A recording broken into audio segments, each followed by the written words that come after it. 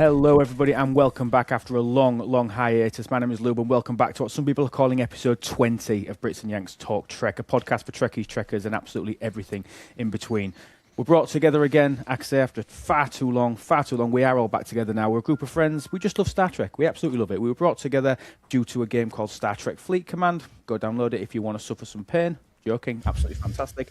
Go and download it. That's where we all met together. But this show is literally all about Trek. We want this to be something that all of you community guys get involved in. So please join our Discord. Links to that will obviously be in all the podcast descriptions, so that you can come and chat to us, suggest ideas, things that you want the panelists that we've got here to go and talk about. Please share this with a friend, somebody who loves Trek. They'll absolutely love it. And please, while you're there, rate the podcast on your podcast platform. We don't ask much. 6 out of 5 stars. That's all we ask. And you can get everything, all the information, all the older podcasts. If you want to get them downloaded, you can find all of those at itslube.com, where you can obviously find all the merch and everything as well. Who have we got with us today? We have got 3 of the lovely panelists joining myself. We have got the Tribble Mother herself. We've got Minnie. How are you today? I'm great, mate. I'm excited to be back. Yeah. Feels like coming home. Been far too long, hasn't it? Mm-hmm. We've got the king of the graphic himself, Candy Van. How are you? Candy Van. It's Candy White, for crying out loud. Good, the Candy Van. Doing well. Happy to be back. Fantastic, really good. Puts my little thorn in my side, diving me to get this back up and running. Very, very happy. He's just been sat there poking me for the last 4 or 5 months while we've been getting all this ready. But we are back. We are good, and we are going to be producing regular podcasts for everybody now. Puts, how are you? Glad to be back? Is that a daft question? I am really glad to be back. I have a question, though, before we start. Should this be episode 20, or should this be episode 1, season 2? Well, so I faux pas this actually, because I actually made when I tried to redo it again sort of 5-6 months ago, I called that season 2 episode 1, but I've already stolen that. Yeah, I've already kind of stolen that. I think on the podcast platforms, I think this will now come up as season 3, with the way that the podcast platform and everything all works. Season 2 was a very, very short episode, but overall, I think just to keep it all tight, this is episode number 20, and I quite like saying it. 20 sounds like we've actually achieved something. We've nearly done, like we've actually managed to get. I mean, look at us, 20 podcasts in 2.5 years. Wow.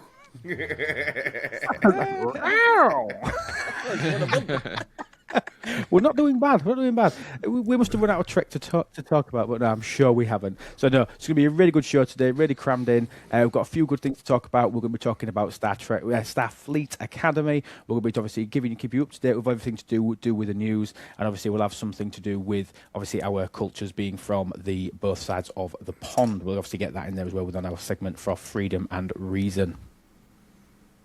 For anybody listening on podcast, I'm just pointing at my lovely Freedom and Reason t-shirt, which you can go get from itslube.com. Fantastic quality, really comfy, nice and thin, actually. Really, really nice t-shirts. Really, really like these. Shameless plug. Okay, fantastic. Let's dive straight in and let's see what's been going on recently in the Star Trek world.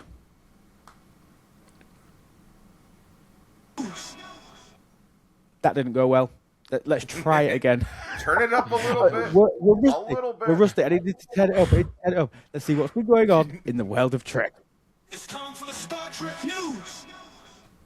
Second time's a charm. Fantastic. Okay, my first one, 60th anniversary celebrations. Now, this is huge to me. Obviously, 60th anniversary, obviously, since Star Trek was initially launched. There's going to be a big parade for it. They're doing loads of different activities and stuff in relation to 60 years worth of Trek.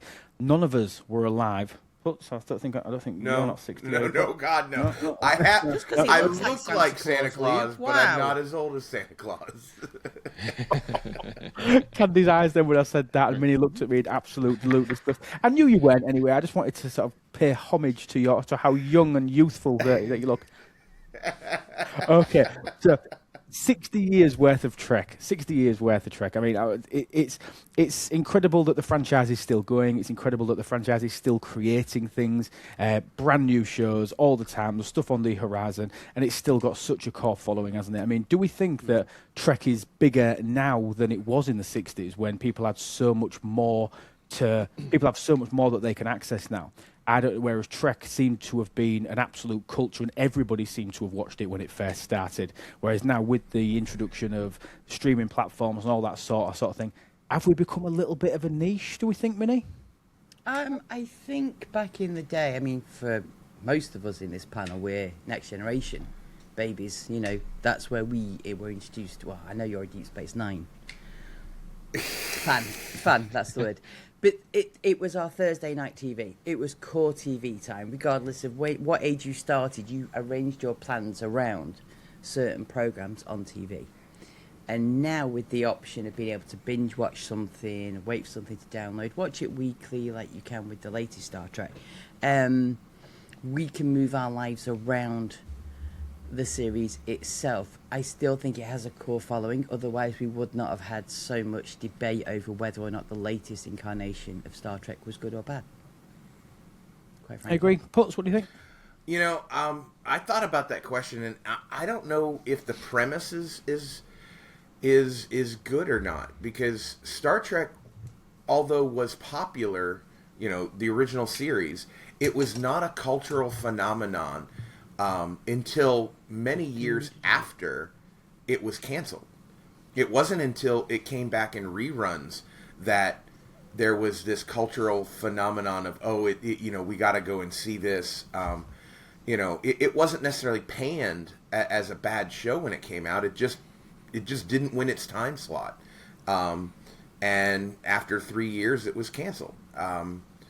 But then later, you know, it came back in reruns and actually scored better on the viewing, you know, on the numbers. And that's actually what really led into, you know, bringing it back in the form of movies.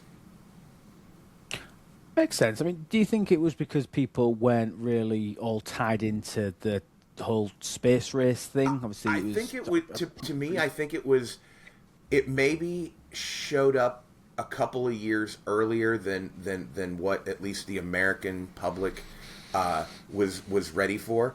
I know that we were in the middle of the space race and everything at the time it was released, but I really think that you know, if you look at stuff like, you know, A Space Odyssey, 2001: A Space Odyssey, and then Star Wars, you know, they may have been, you know, a decade too early to really grab, you know, the country and the whole of society, you know, which I think if you look at, you know, Next Generation, for a lot of people, Next Generation, like Minnie said, was must see TV. You know, set your alarm. I know. For me, it wasn't Thursday; it was Saturday evening. In my local area, Star Trek, awesome. You know, did Saturday evening, and that's the other thing. In the United States, Star Trek Next Generation, when it came out, it wasn't owned by a network, so to speak. It was sold into, you know, broadcasting rights, so it depended on the local affiliate of, you know, in one part of the country you could be watching it on CBS, on another part of the country you could be watching it on NBC, and you could be watching it on different days. So, yeah, like for a lot of people, it was very interesting. You know, before the age of the internet, you could have, you know, one part of the country had seen it on a Wednesday and they know everything about it, and another part of the country won't see it until Saturday, which makes it kind of interesting. You know, it would have been a really interesting phenomena if, you know, the internet and whatnot was available back then, to have it, you know, split up like that. You know, there'd be spoilers all over the place. I agree, and I think Candy, what do you think? I genuinely believe that the introduction of Star Wars to Star Trek, I actually think having those two different areas as well, I think they probably helped each other out as they got people involved in the whole space travel, aliens, and all that sort of thing. The cultural element of it made people like both. I think people that liked Star Wars back then tended to be okay with Star Trek. I feel like it's a bit more divisive now, where you're either one or the other. But I believe that back then, I think people that liked spacey things like spacey things. What do you think? Oh yeah, I mean, there's Putz was saying, like Star Trek when it initially came out was several years ahead of its time, where it was kind of coming out of like the 50s, like when sci-fi was only on paper in comic books and in books and such, and trying to really push it into a visual media type thing through television and later on into the movie silver screen. But kind of like late 70s, early 80s, like the Cold War is beginning to kind of become a relevant type thing. And people needed a distraction, but also then like a lot of your other space operas like Star Wars and like Flash Gordon and stuff in like the end of the 70s or early 80s there, where it really kind of became a saturated market and became a lot more widely kind of consumable for the masses, and in turn, like through reruns and such on TVs, which a lot of the other sci-fi type arrangements weren't available on TV at the time, giving them that niche to really give themselves an exposure to a lot more wider audience that wasn't there originally.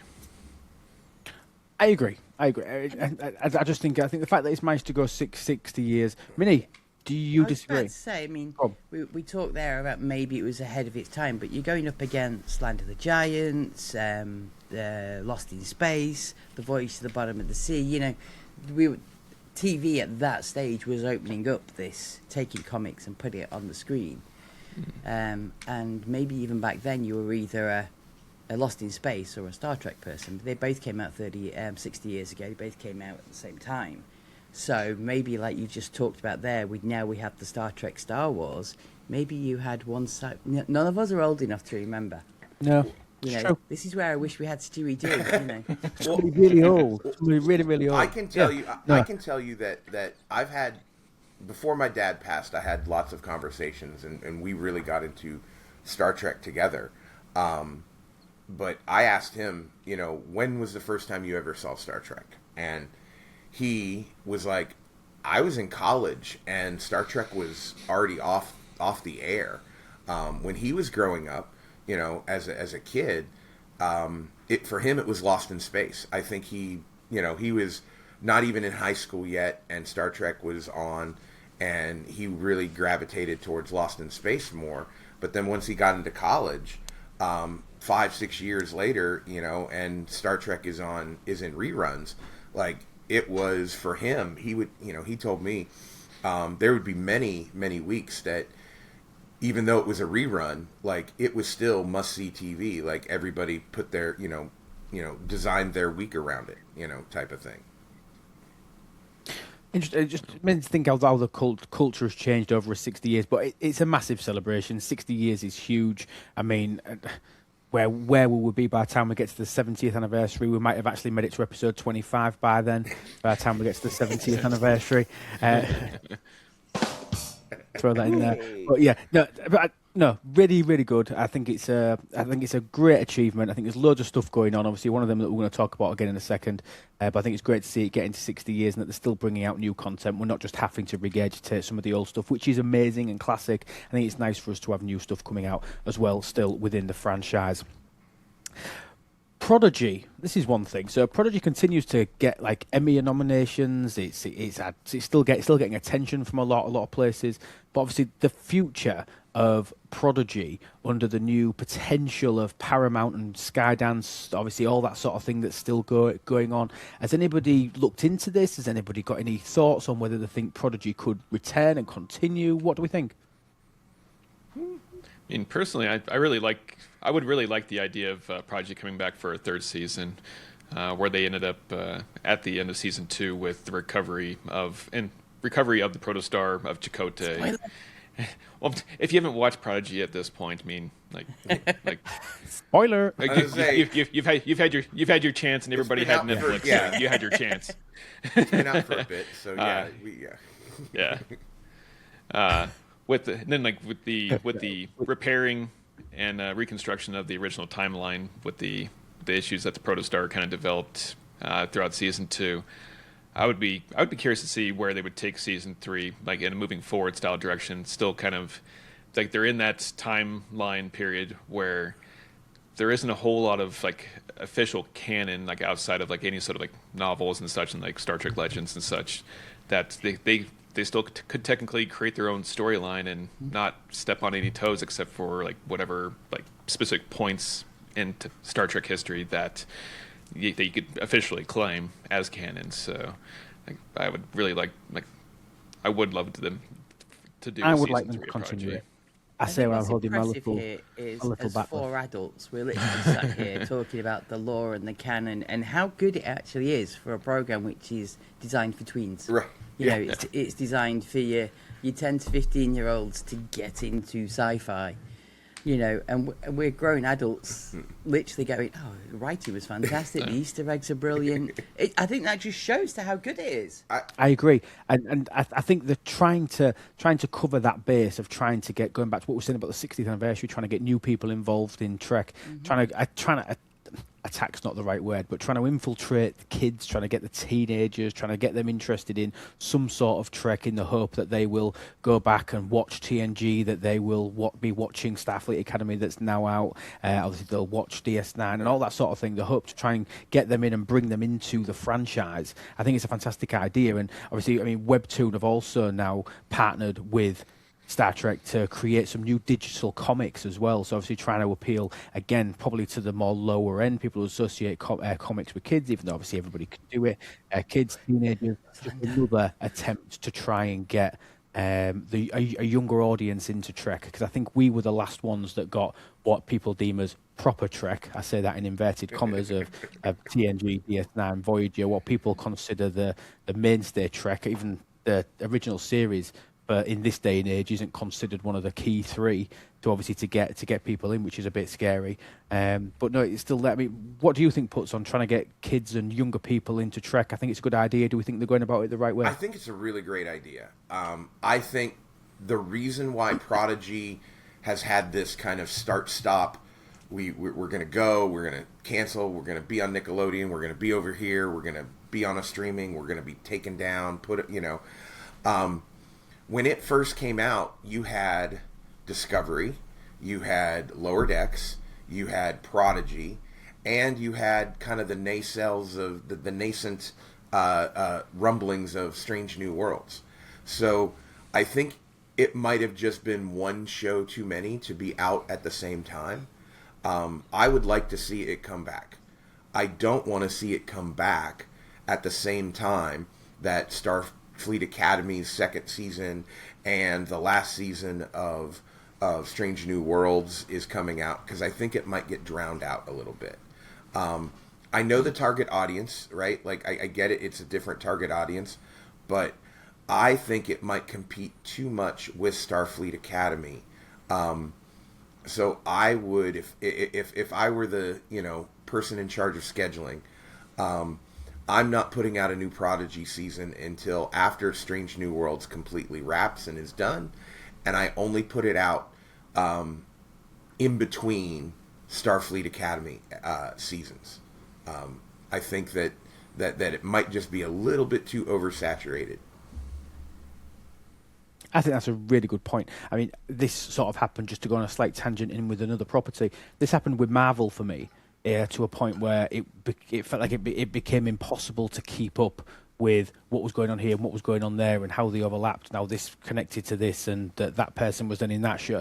That I lost it. I lost the ability to keep up, and I think having a clear, this is what's on now, it's season 2 of this, and then it's going to be season 3 of this in the off season of that when the next one comes in. Once they've wrapped, they're finished, you then bring out some new stuff when you start introducing. You have a bit of overlap at the end, but no, I think that's a really, really good point. Last two things. 2026 is quite a significant year with regard to Star Trek lore. Can anybody remember why? World War III, World War III, World War III. World War III, according to Star Trek First Contact. This is the year that World War III began. Not to put any premonitions in there, but I'm really hoping that Gene Roddenberry was wrong. It's too soon. It's too soon. It's too early in the year still for this. Far too soon. We probably should have parked that until like an episode that we did in November, which is probably episode 21.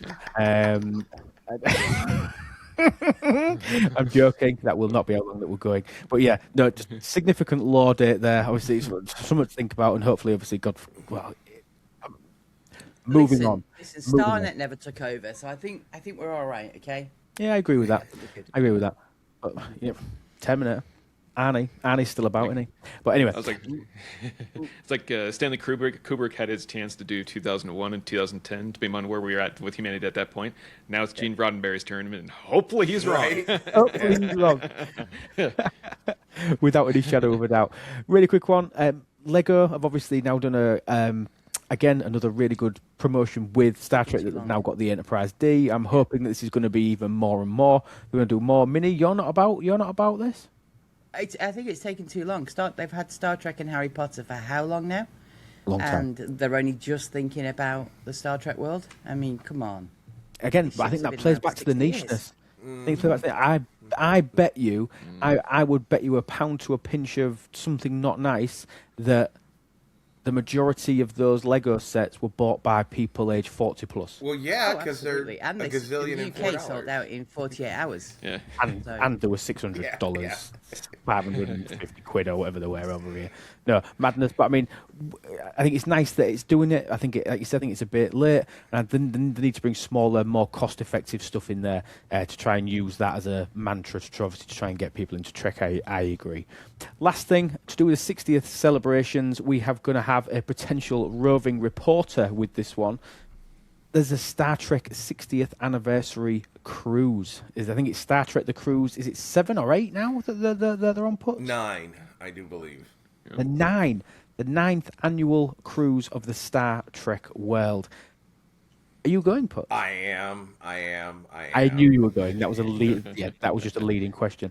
Tell me what that's all about. Tell me about Star Trek cruise for the 60th anniversary. You know, this will be my first time being on a Star Trek cruise, but we all know people that have gone and how much it's been said that it was fun.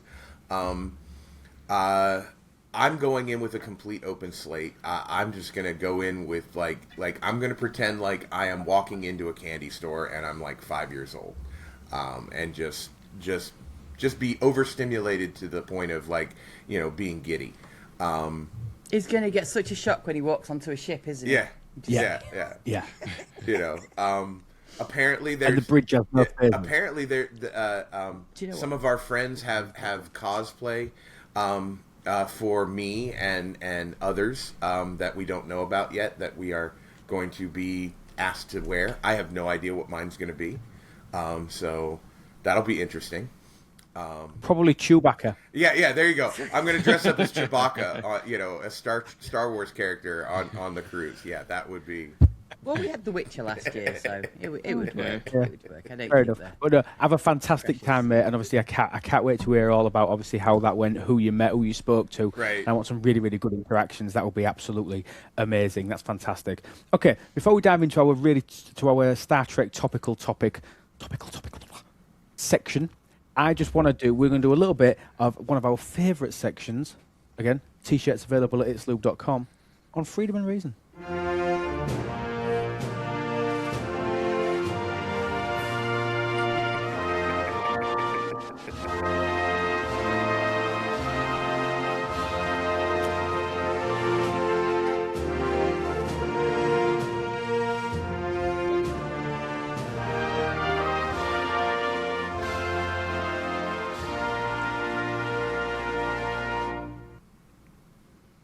I say it every time. Has there been a greater mashup of two songs than that?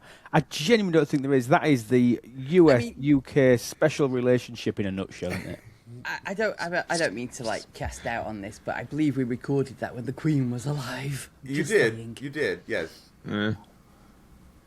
Yeah. What? Back on episode 18.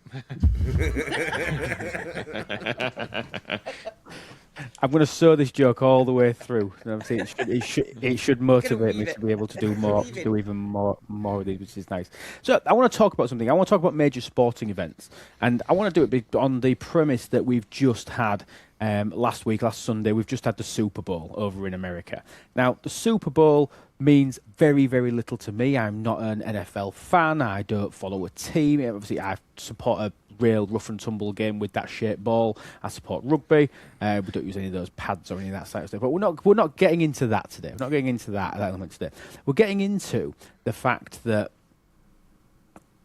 the UK, we don't have that big annual sporting event. We have a couple of cups and trophies, like we have the FA Cup in football, we have the Challenge Cup in rugby league, which obviously is more akin to me.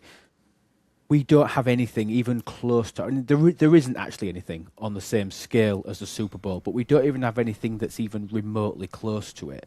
That's why I say, what as a Yank, Candy, what does the Super Bowl mean to you? I mean, it's the end of the end of the NFL season for the previous year.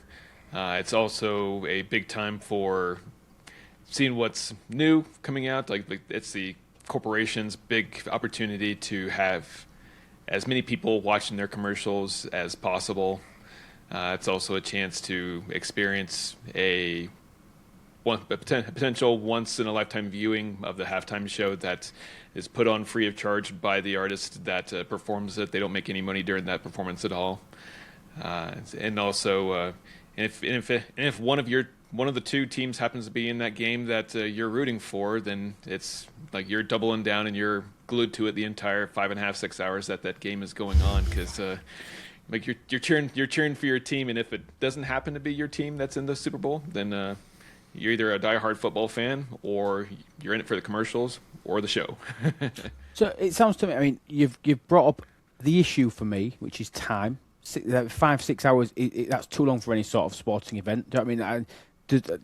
It's just too long for me to sit and watch one game. When I think that there's 4:50, is it 4 15-minute quarters or 4 20-minute quarters? 15s. 4 15s. Yep. So out of American 6 hours, out of 6 hours, an hour of it is the sport. I mean, that doesn't comprehend with me.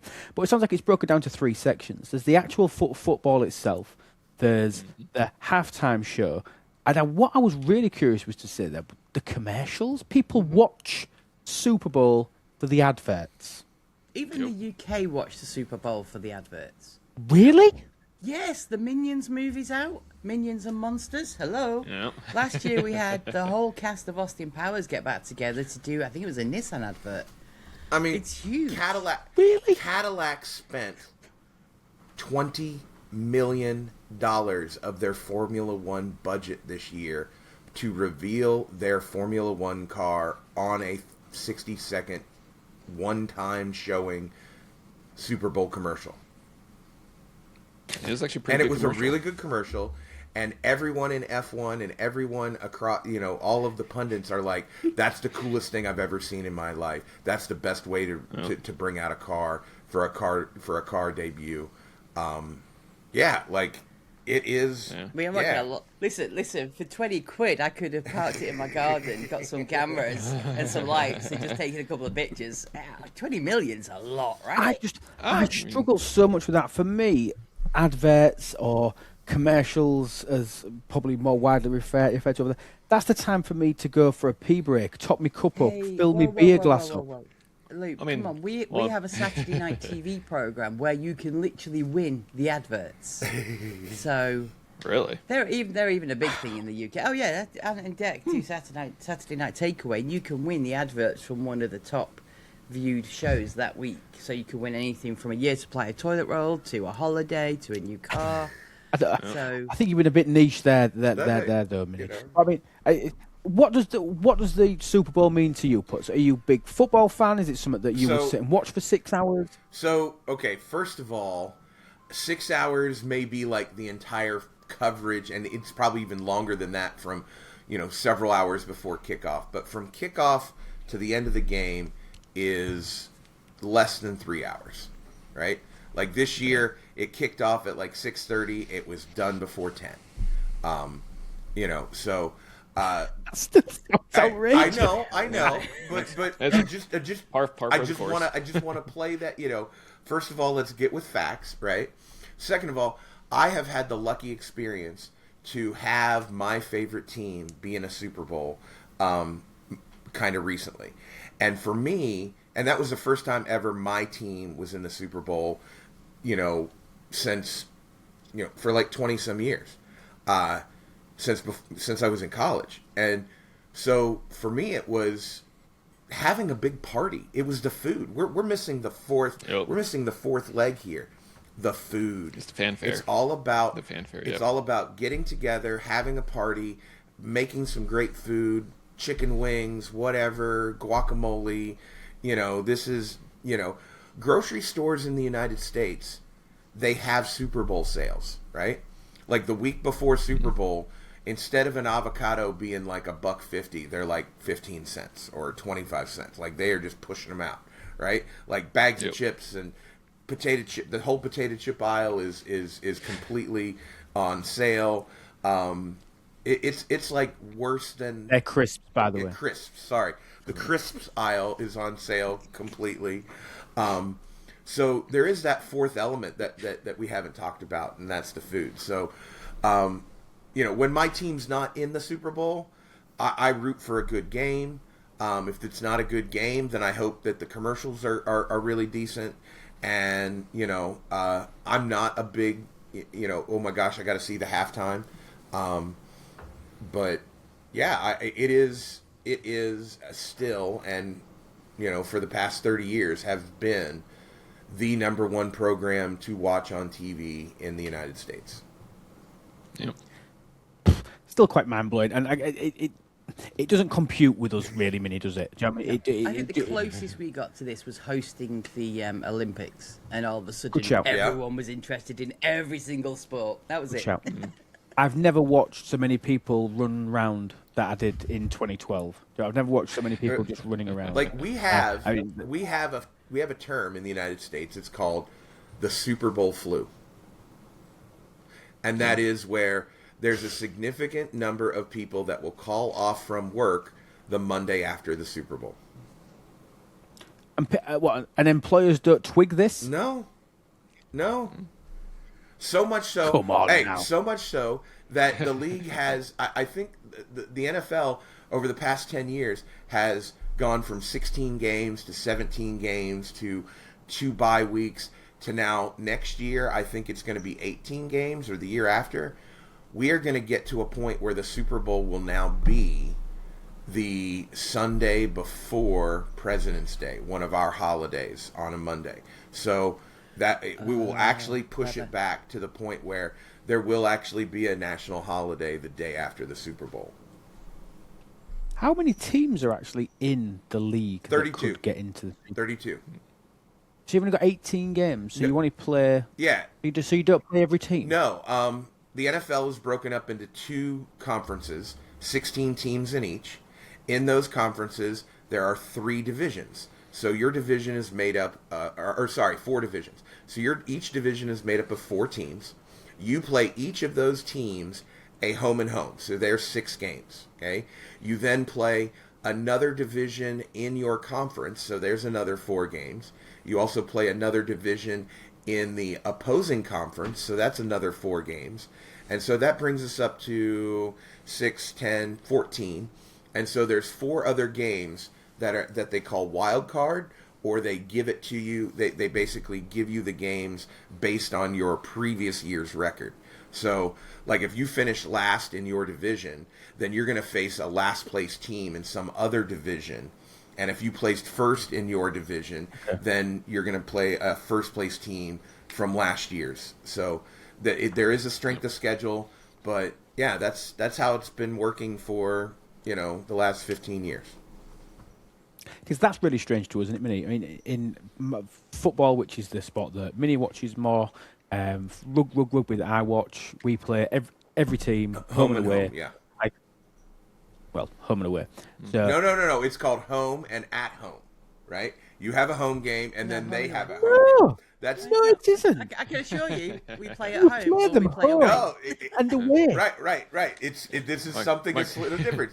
In the United States, that is normally termed as, we're going to have a home and home, right? That you get a home game and I get a home game. Yeah, it's called a home at home. Yeah. God, that makes sense. Also, I suppose you could also look at it as away and away. Then You couldn't could. You Away, absolutely yeah. could. You play away, Yeah. and then we'll play away. We'll call it away and you're away. Yeah. There we go. Well, But I think the other thing as well. Oh, sorry, Candy. The away game is when the NFL plays in London or Mexico or Brazil or Yeah. somewhere Oh, else. okay. All right. Cool. For us would be what? Yeah. Like A trip, a holiday. there is next year. Next year there is 15 games that the NFL has scheduled to be outside the United States: Mexico, Brazil, Canada, Germany, London, or the UK, Spain, and I think Tokyo. That's amazing. And just to carry it as well, I am crossing the pond. I will be there 2 weeks today. 2 weeks today, I will be in Las Vegas at the Allegiant Stadium watching the mighty Hull KR take on the Leeds Rhinos at the Allegiant Stadium. So if anybody listens to this beforehand and is in Las Vegas, hit me up on Discord, tell me where you are, and I'll know where to avoid. Thank you very much. Joking. But you're not going to the 60th conference in August. It's not on my to-do list at the moment. August sounds horrendous. That's school kids' holidays. I think everything will be absolutely extortionately priced for me to get out of the country. What's interesting about NFL regarding what we play with, the rugby and the football and the women's super league and what have you, is we go up and down the leagues. So if you're rubbish, you will drop down, and the best teams out of the league before will pop up, and then we get to. That doesn't happen if I'm right in NFL. That is correct. It's all. No promotion relegation. No, the NFL is the high tier. What we have is basically a farm system that we call collegiate football. So colleges. That's the main feeder system. But yeah, there is no minor league or second division American football. So in my head, the NFL Super Bowl is very much like our FA Cup. Yes, when absolutely, it comes to football. absolutely. Okay. I don't know what it would be in rugby terms because I don't think you. Nothing like that. Challenge Cup, maybe. Maybe something like that. But no, cool. I just think it's good just to say that what you've got we don't have, and we've run into a few of the little differences there, which is nice. Now I want to get on to the main topic of the show today. We are going to talk about the first 2 episodes. 3. Okay, the first two episodes of Starfleet Academy. Okay, we're going to talk about them. I think it's been widely anticipated. Much rumoured about the way that it's going to work. We're going to go down into the plot of them, the characters that we like in it, the initial character development of those officers, the background. If you do not want spoilers, you need to turn away now. We are going to give you the absolute lowdown on episodes 1 and 2 of Starfleet Academy. Okay, we're going to go into those right now. We're going to go really, really, really deep. And I think what would be nice to do, Puts, do you want to give us a brief overview of the starting plot of Starfleet Academy? Where does it all begin? So the starting plot of Starfleet Academy is this will be kind of following off of Discovery. Spoiler alert: Discovery during their show, the ship was thrown 500 years into the future. We discover that over 150 years before that. So if you go 350 years in the future, they had what they call a dilithium burn across the entire galaxy, where basically warp engines no longer worked. So instead of being able to travel from star system to star system and be totally connected, the entire galaxy was now isolated, and now we're back to each star system is kind of isolated in and of itself, and then so this is 150 years after the burn, approximately, and that we're just now getting and we've recaptured and learned how to use the new dilithium, and dilithium has come back. We do have now warp engines, but Starfleet Academy, this is essentially Starfleet has been shuttered and shut down on Earth for 120 years, and this is the very first academic class to be back on Earth via Starfleet Academy. Amazing. Really good concept. Let's think about character-wise. Minnie, talk about who we meet to start with and what their story is and how they sort of play into becoming the main characters. So what's very interesting is listening to Put's overview is totally different to what I found in the first Okay, go on. episode. Because the first episode, I mean, we start off with Sam trying to say hello to random people, who is the first sort of hologram. She was made 3 weeks before term started and was trying to interact with. There we go. Yeah, Thank She's you. a photonic. She's a hologram. She's another doctor. You've got Caleb that's been on the run for 21 years. Genius that gets picked up and sort of give it a go. Otherwise, we're going to have to imprison you, kind of ultimatum. And then we're just meeting different kids. For me, it was all about the story of meeting the kids. Yes, we had the history of Starfleet. Absolutely, we did. But for me, episode 1 was who is our main cast and who are our protagonists going to be, which turned out to be the War Academy, which is situated in the same building in San Really Francisco. strange twist, that one. Really strange twist. Candy, so we've got two different perceptions there. I read into it like Puts, but then going on to what Minnie's topic was, what Minnie was saying, the fact that she was all about the characters and the new things. Whenever you start watching a new series for the first time, I remember it was like Game of Thrones or anything. You don't know anybody is. You can't remember anybody's name. It takes you a few episodes before you know anybody is, what they're doing. You recognise the faces, you know the story, but you don't actually know what they're called. You've got to go through that learning process to actually ingrain the names of these people in your face. How did you see that first opening scene? Did you read it more like Put did, or did you read it more like how Minnie did? Almost a bit of falling in the middle. To me, it felt very very similar to the way that that Star Trek Voyager opened, where Janeway had got her commission, and now she had to assemble her crew. I mean, the same way that Archer had to on Enterprise. So when Admiral Vance is saying like, "Hey, we're restarting Starfleet Academy," and he goes on his little mini quest to pull together the people that he wants to kind of reboot the institution, goes out and tries to convince who is at the time a retired commander of the Federation, like Aki. Who becomes Captain Aki and Chancellor Aki, but convincing her to come back and teach kids, like not be in a position of like punishment authority the way she was in the very opening scenes of this series, but taking her from what she had built as the kind of the school administrator on Bajor and wanting to kind of lift and expand her skills at that point too, but also be able to have Starfleet still use her to an extent, but taking the skills that she's accomplished since leaving the Federation and Starfleet previously to give her an idea of the Federation has changed since you left, or maybe it has not, but we're going to give you a chance to let you do it your way. Show us the error in our ways previously. Without a shadow of a doubt. And don't you find that this is such a common starting episode in Trek? Like I say, we mentioned Voyager, but you think about Cisco. Cisco didn't want to be there in DS9. Do you know what I mean? He said openly, I want to get a transfer, I want to look after my son, I want to go back to Earth, I want to go back to the Institute, go to all that sort of stuff. You then think about Strange New Worlds. Pike didn't want to go. I mean, Pike was ready to resign his commission. He didn't really want to go take up the mantle again as the captain and everything. And then we've got a similar sort of thing. We've got somebody that's been ousted, even in Picard. I mean, to an extent, isn't it? I mean, he's not there anymore in this season of Picard, and then obviously he comes back. I think using that storyline of somebody that didn't really want to be there, and then by the end of the first episode, they're all in. Do you know what I mean? It's quite a common thing that we've seen coming through Trek.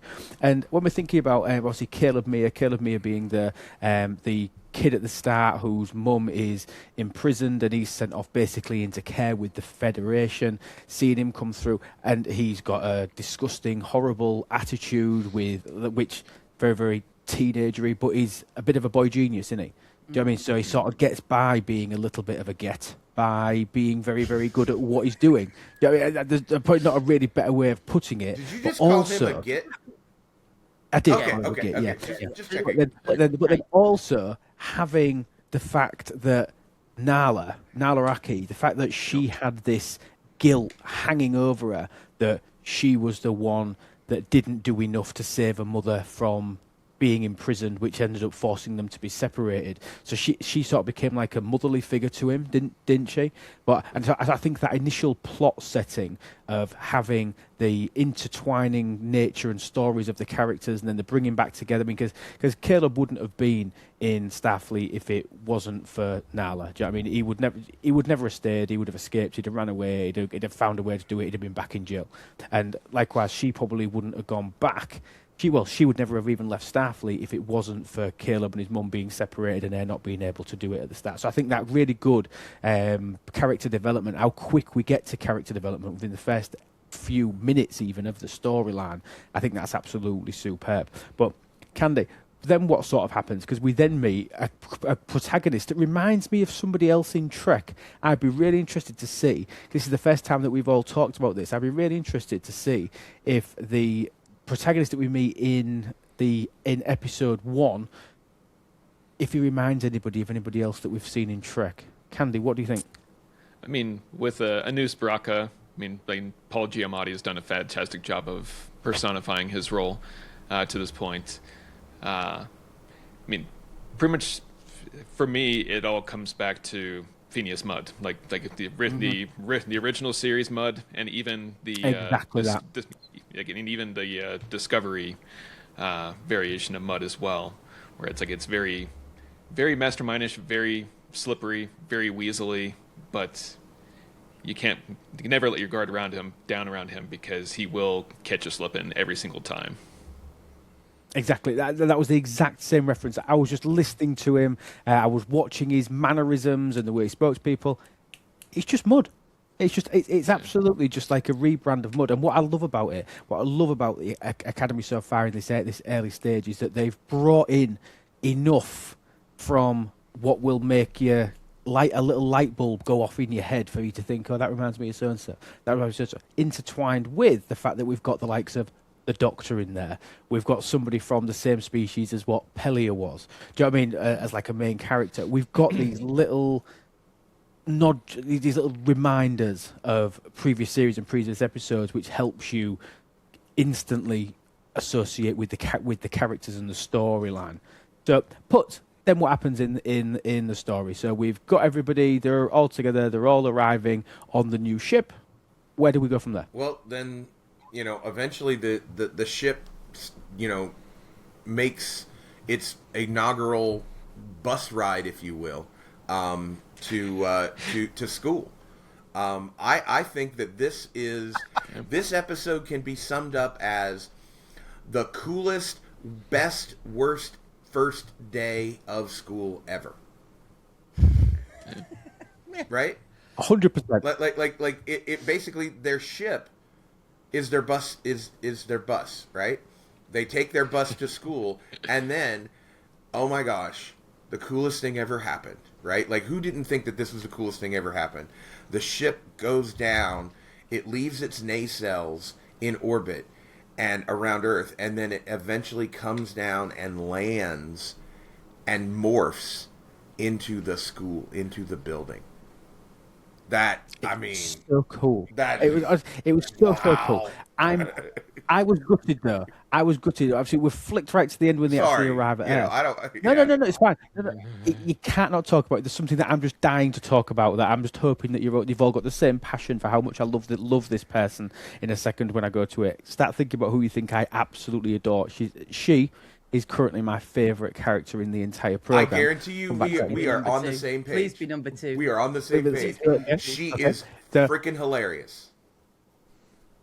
Okay, we'll come back to her because I think we can have a good 3-4 minute conversation on it. But that ship landing, the only thing that bugged me about it was the fact that you saw it come all the way down and you didn't see it like lock into somewhere or connect somewhere. It sort of got within 4 foot of the ground and then it just the screen just panned out. I just wanted it just to, You wanted the hard dock. when the end You wanted the hard It's your dock. imagination. It's your imagination, mate. Use your imagination. Now, I struggle with he it. just wanted the struggle hard with it. dock. He So- wanted the hard dock. That's what he wanted. He did. Yeah. He did. Yes. But you know what they say? Everything's better with lube.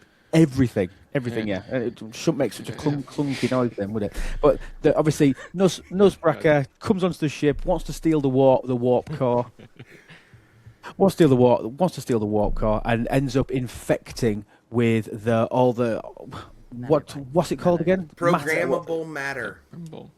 Programmable matter overtakes the ship, doesn't it? And then we start to see some really, really good relationships start to build up, because nothing helps a relationship more than a crisis.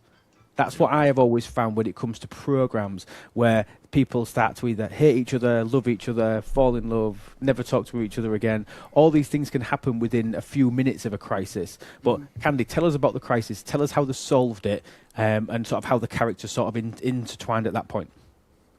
And so Caleb notices when they're under attack that the material that is beginning to cover the ship's exterior hull is a variation of programmable matter.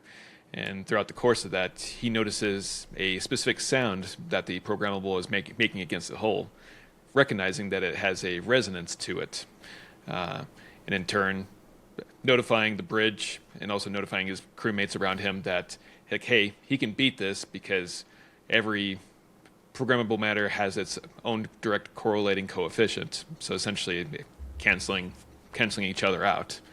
So if you can somehow find the harmonic frequency that programmable matter operates on, you can just strip it away from the hull versus having to do everything manually, like what the commander says or the lieutenant commander says on the bridge. That would take several days to begin to clear off manually, and that's with all ship systems operational. Right, and this is because the ship itself is its own programmable matter, and other programmable matter is now on top of it, and the sensors could not determine what was Athena, the ship, and what was the extra programmable matter. So they basically were, Caleb was like, "Hey, if we can get the right signature, we can basically put out an opposite." Basically big noise canceling headphones, right? They basically put big noise canceling headphones on the ship, blasted it, and all of the programmable matter, was repelled.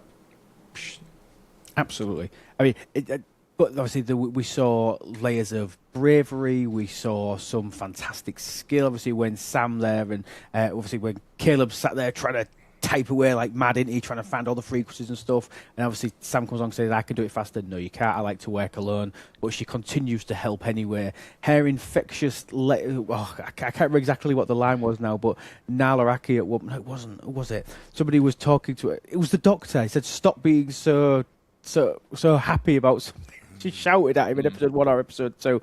She shouted at Sam for being so happy about something and stop being like overbearingly optimistic or something. I can't remember exactly what the line was. I'll have to remember and come back to it. But the way that they actually worked together, obviously we saw Caleb make a little bit of an enemy in Remy. Do we say? It sort of become like a bit of a love-hate relationship between the two. Oh yeah, it was two boys coming together, needing to measure it, wasn't it? It was I'm alpha male. Yeah. Who's big dog? Yeah, absolutely. It was the fight for alpha male, wasn't it? That's what it was. It was the fight for alpha male, and obviously that they ended up getting put in the same quarters as each other, which was obviously probably deliberate. And you can just imagine it, can't you? Because like they insult each other over the comms and over the radio. I think one of them they call each other. I think he says "asshole 1" to "asshole 2" at some point when they're talking to. You know what I mean? So they have those conversations and they're building up that negative rapport, which. Bearing in mind that we're not talking about anything much further on in the series, you can just see that turning into a really good relationship. You know that they're going to like each other and probably get on by the end of a few more episodes. You just sense that, don't you? That they're too alike not to get on, and that there's going to be something. There's going to be some event where they work together, they do something together, they achieve something together, and then they become best friends. I think I appreciate the fact that whilst the TV series has to keep rolling and get all that information in straight away in a very... They've really picked up on the language of kids of that age. Like you say, arsehole 1 to arsehole 2. It's like there's no shying away from it, kids come in, you'll have two that want to measure each other and puff out the chest and, you know, pee on everything because I'm top dog. It happens in schools. Does in the UK? I'm sure it happens in schools. We'll speak to Putz here.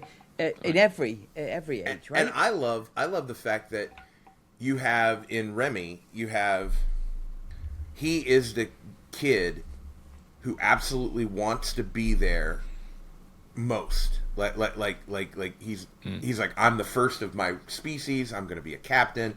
Like he is all in on Starfleet. And then you have Caleb, who's the exact opposite, going, Yep. I could give I don't care. I want out. I'm jumping walls. I'm escaping.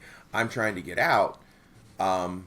Yet at the same time, he may end up being the best Starfleet officer at the end. yeah, they're the absolute He's antithesis Kirk, of each isn't other, he? aren't they? He's a Kirk. He's a rebel. He's you know, he stole his dad's car if he could have and drove it off through the field. Yeah, it's Great analysis. Great analysis. Absolutely. He's very care. Like, I totally agree. Right, now I need to talk about my Let's talk favourite about character. I have to talk about my favourite character. I mean, just picture this. If you've not really seen it yet and you're listening to this to get the brief lowdown before you start to watch it, I reckon if you watch it only for this, for this woman, the programme is worth watching. I love her. Just imagine a Jem'Hadar Klingon hybrid. Just imagine it, and just imagine the Free love. dry sense of humour, the anger, and she's in charge of discipline. Mm-hmm. She's the number one of the ship. She's the second in command. She's the one that holds all the strings. But she pulls out some of the best lines. I laughed out loud more at Thok than I did at anybody else. Yeah. In the entire first 3 or 4 seasons, and she is first 3 or 4 episodes, and she is absolutely by far my favourite character. Does anybody have another character that they prefer more than her so far in the first 3, 4 episodes that people have watched? God, No. no. No. I mean, Janet Reno has a couple pretty good segments throughout the first couple episodes that really You mean gives her a Jet? defining presence. Her name is Jet Jet Reno. Yeah, Jet Reno, not former secretary. Yeah, Jet. Jet. No. But Laura Thok does an absolute spectacular job as her introduction in the first episode. But those two playing off each other, so yeah. Reno and Thok playing off each other, they're both so dry. And they are It's both. amazing. You know what their day jobs are? Both Tig Notaro and Comedians. Gina Yashari.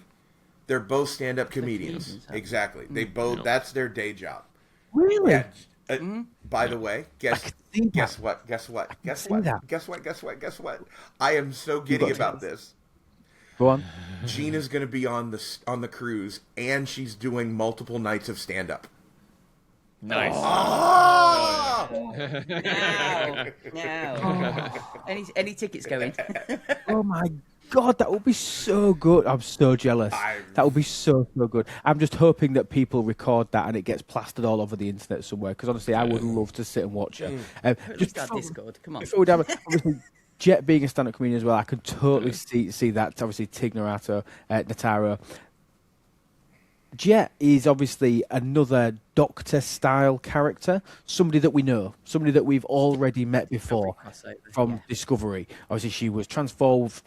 She was moved forward 1,000 years in order for her to be able to live in this same era with the Ben and all that sort of thing. But what do you think of her part in it, Candy? Obviously, you mentioned that you really like Jet as a character.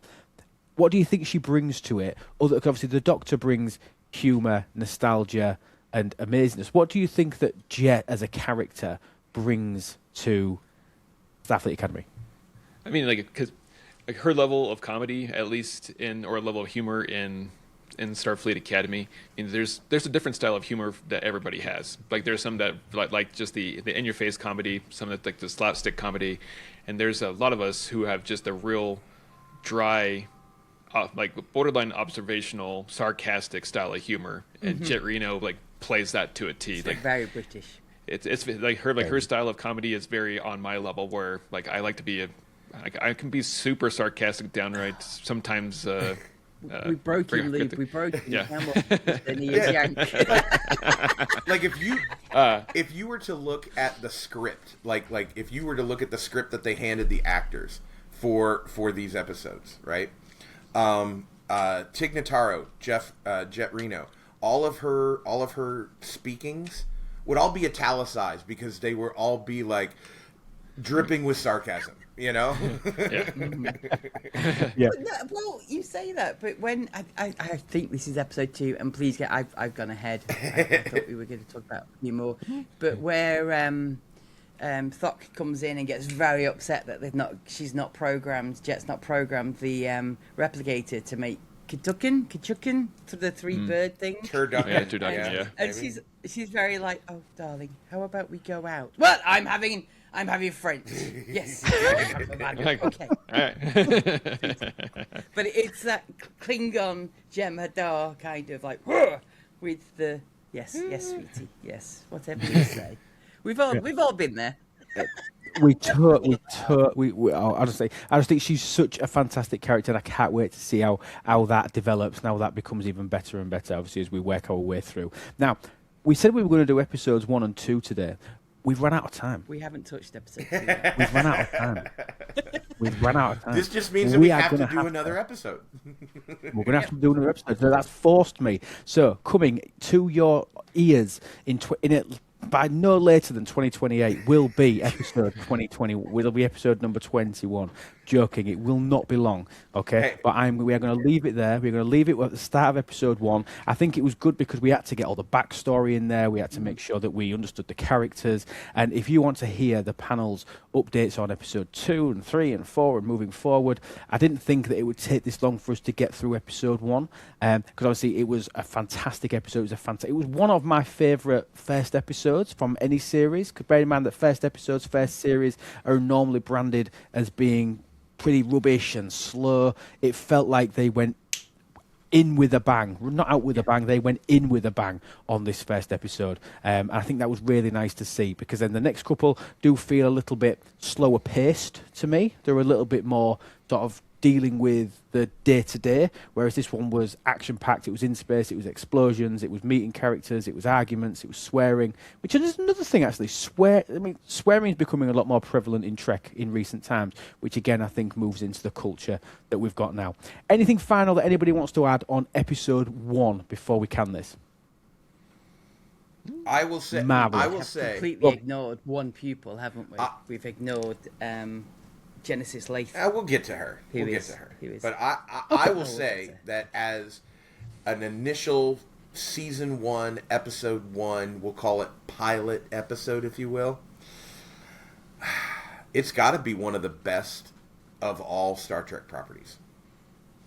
I agree. I can't disagree. I can't think of many better ones. I liked Strange New Worlds. Yeah, I mean, episode 1. I loved Encounter at Farpoint, you know, like, but it didn't pay off until the end of season 7. So it kind of, you know. No, you're not wrong in the slightest. Okay, marvellous. So stay tuned. Make sure you follow us on your podcast platform so that you know when we drop the updates all about episode 2. We might even just do a specific episode where we just go through episode 2 and 3. You know what I mean? We'll just do that. We'll cut out all the other stuff if we need to, and we'll just start doing the reviews on the episodes so that we can get into as much detail as what we need to. But remember that we are available on all major podcast platforms. If you are on Apple, please leave us a 6 out of 5 star review. That will be amazing. Once we start getting some more reviews in there, we're going to start reading the reviews out in future shows.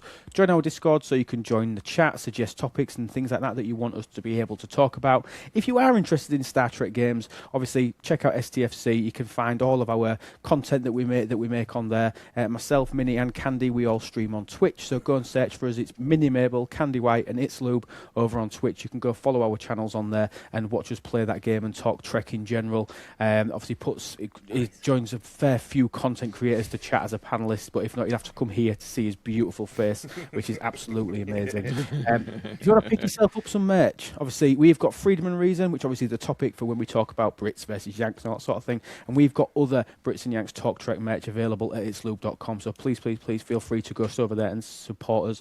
And you can also consider becoming a member, like certain people already have, and they are all members. I'm going to give them a big shout out now. Thank you so much to Grumpy, Texas Guy, Virtual Army, Dr. Iron Chef, Deja, Antares, and Umini. Thank you so much for all of your ongoing support as being members of the channel. You can join as a member from just a latte a month, £3 a month, $3 a month. It's probably cheaper in pounds, actually. It's probably about £2.50 if you do it in pounds. You can join to be a member at itslube.com and help support towards the continual improvement of our content. Thank you so much, Putz. Thank you, Minnie. Thank you, Candy, for doing this as we're back. We will be back in your ears.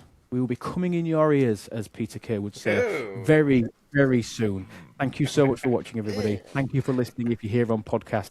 Have a wonderful rest of your day, and remember that absolutely everything is better with Lube. Take care, guys. Have a wonderful rest of your day.